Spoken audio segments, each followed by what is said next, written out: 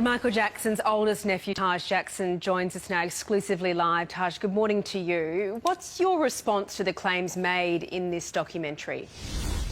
To me, they're ridiculous. I mean, I think anyone that actually knows Wade, he's relying on the public who don't know him to kind of jump to a conclusion. But there's a reason in the documentary that you don't see friends of his.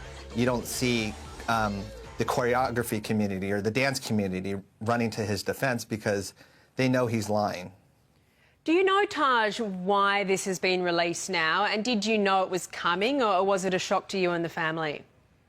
It was definitely a shock. I think it was a shock because they knew that if they would have told us about it, we could have easily combated it. But they kind of wanted to spring this on us. And I know that HBO and Channel 4, they're trying to release this very soon so that we don't have anything to combat it with.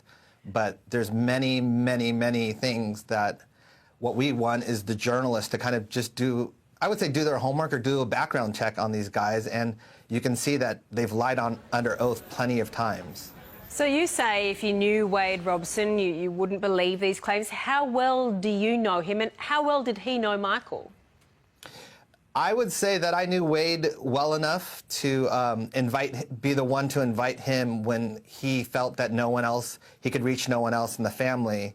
I was the one that invited Wade Robson to my uncle's memorial. And he was so happy that I had reached out to him in 2009 for him to go to the memorial. And I remember being on the phone with him and him thanking me so much. And then he sent me an email, I sent him an email, and on it has his whole family listed as guests for the memorial. And so I'm also familiar enough with the Robson family because I would see them every time for Christmas. And his sister, Chantel, went to my birthday party in 2011 with her. I think it was, I don't know if it was her boyfriend at the time or her husband, but I know because it's been so long ago. But so you obviously know them, you've known them for many years. They've been around for many years around the family. Anyone that's been close to Michael knows them. That's, I think, the thing that has been so. When I first heard about it, I was like, it's a lie. That can't be Wade. That's not the Wade that testified under oath that nothing happened. That's not the Wade that. And I was living at Neverland during the trial, so I saw the Robson family come. We had dinner with them. He introduced my uncle to his fiancée at the time. He was so excited to do that. He showed a short film to my uncle, and he wanted to know how it was. This is not the guy that he's pretending to be. And he's got. Well, not only that, I think a lot of people know him, and I think as this goes along, there's going to be a lot of skeletons that come out. But unfortunately, this is being fast-tracked. It was a late edition on Sundance. Favors were pulled. And it also is getting, I guess it's airing in March, so it doesn't give us much time. Can I ask Michael's 3 children, how are they coping with all of this controversy that seems to come up again and again?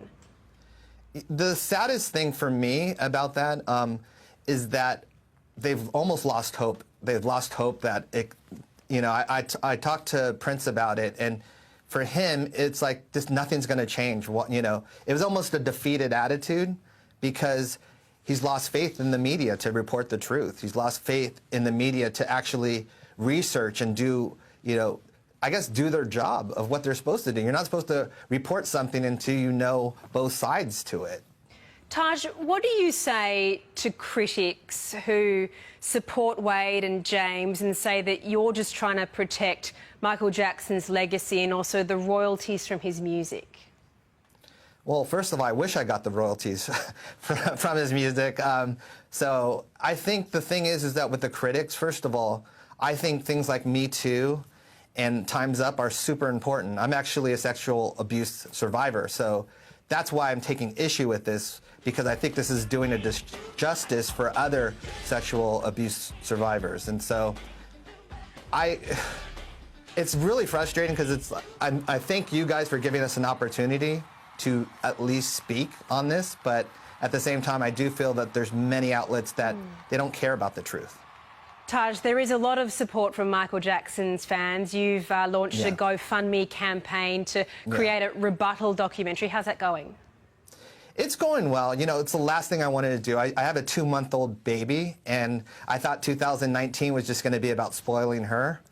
But then I saw they kind of hit us over the head with this, and I was like, this is what I have to focus on as well. And it's not what I want to do. And I think the fans have been incredible because they've had to be. They've had to be their own detectives or their own journalists. They know more than anyone about this, and they fight back with facts and transcripts and clips, and they fight back with the truth. And that's all we're asking is just search for the truth. It's there.